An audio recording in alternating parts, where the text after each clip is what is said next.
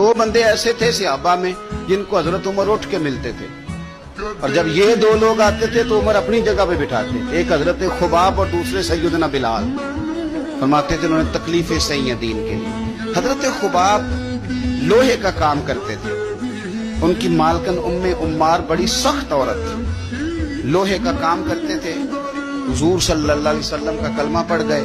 एक दिन मालकन को पता चल गया कि ये तो दीन इस्लाम में चला गया, तो वो आई बड़े गुस्से में बावली होकर, और आपने लोहे की सुलाख आग में रखी हुई थी तो उसने जल्दी से वो सुलाख उठाई और जनाब खुबाब के सर पे रखी। जलती हुई सुलाख वो आग का अंगारा बन जाती, जल गया सर मुबारक।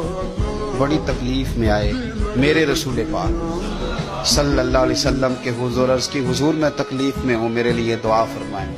हुजूर ने क्या जुमले कहे, कुर्बान जाए मदीने वाले की दुआओं पर, हुजूर की दुआओं पर भी कुर्बान। और मेरे आला हज़रत फरमाते हैं जब नबी पाक दुआ करते थे तो दुआ ऊपर नहीं जाती थी, कबूलियत नीचे आ जाती। अल्लाह कबूलियत को नीचे भेजता था कि वो मेरे नबी ने दुआ किया, जा जाके कबूल कर उसे।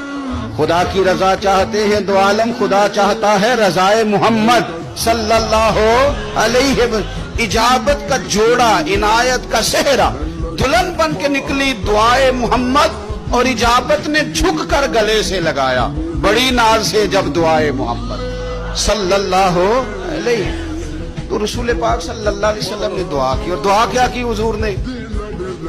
नबी पाक ने दुआ दी, ऐ अल्लाह मेरे खुबाब की मदद फरमा, ऐ अल्लाह मेरे खुबाब की।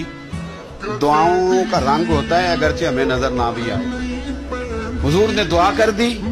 अब हजरत खुबाब कहते हैं कि उस दुआ का रंग मैं सोचता था, लेकिन अब मक्के के हालात है और ज्यादा कसरत से तादाद काफिरों की है और ताकत में भी काफिर हैं, इस्लाम पे बज़ाहिर गुर्बत है। अब इस दुआ का रंग कैसे नजर आए? लेकिन अगर करम करने वाला अल्लाह हो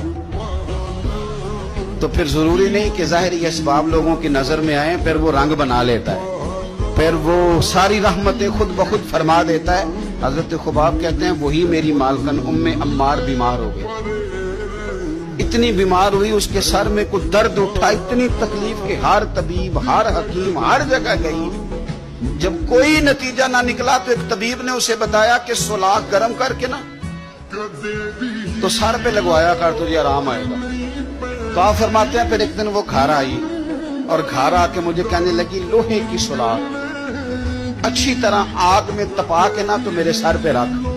कहते हैं लोहा तप रहा था, मैं पकड़ रहा था, सर पे रख रहा था, गोया मेरी तवज्जो हुजूर की उस दुआ की तरफ चली गई जो सरकार ने फरमाई।